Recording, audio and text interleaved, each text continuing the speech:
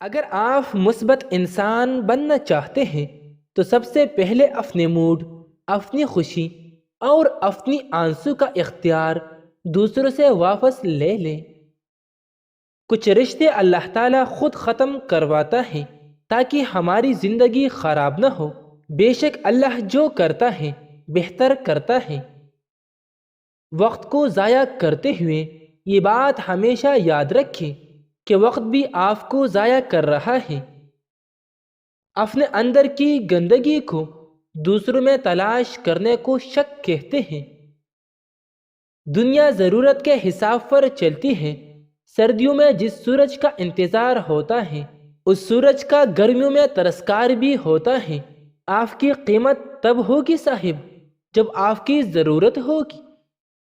جو بھی آپ کے پاس آس پاس ہے اس کے لیے ہمیشہ اپنی پوری کوشش کریں، کیونکہ کل یا تو وہ چلے جائیں گے یا آپ چلے جائیں گے۔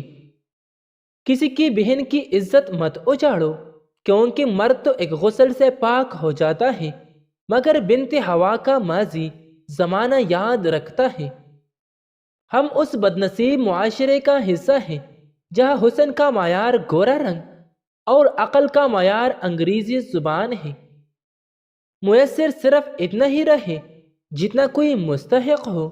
ہر رشتہ اہمیت رکھتا ہے مگر آخر میں بس آپ ہی ہوتے ہیں۔ انسان کی عظمت کا معیار اس کی کامیابیاں نہیں بلکہ اس کا وہ سفر ہے جو اسے ان کامیابیوں تک لے آیا۔ ہر کسی کا اپنا سفر ہے، جس کا سفر جتنا کٹن ہے اس کی کامیابی اتنی ہی شاندار ہے۔ وعدہ نبھا نہ سکو تو کسی سے کیا بھی مت کرو۔ اس کیل میں آپ کا تو صرف وعدہ ٹوٹتا ہے لیکن کسی کا دل اندر تک ٹوٹ جاتا ہے۔ جب تک انسان سے خطا نہ ہو رب کی طرف سے عطا نہیں ہوتی۔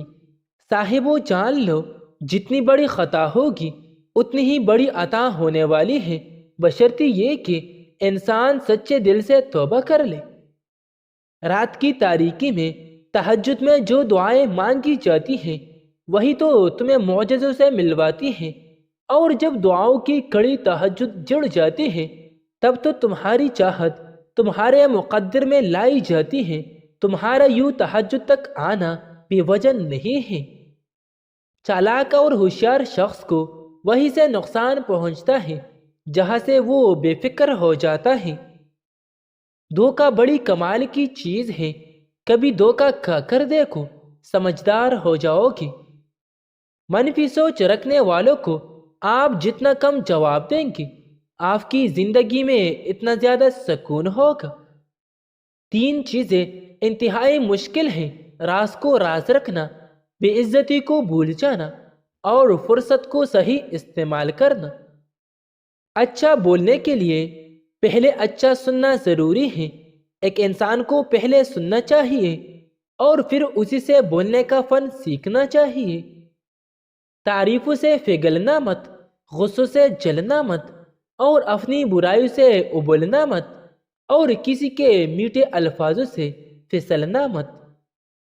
جس کو عمل نہ کرنا ہو دنیا میں سب سے زیادہ مجبوریاں اور دلیلیں اسی کے پاس ہوتی ہیں، اور جس کو بات ماننی ہو اس کے لیے نہ تو کوئی مسئلہ ہوتا ہے نہ کوئی مجبوری۔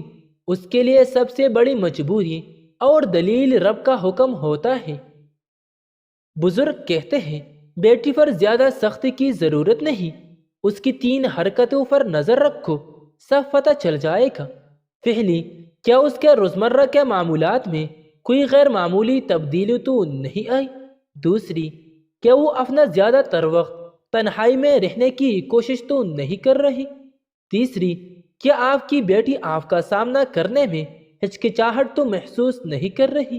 اگر ایسا ہے تو لازمی طور پر وہ کچھ غیر معمولی حالات سے گزر رہی ہے۔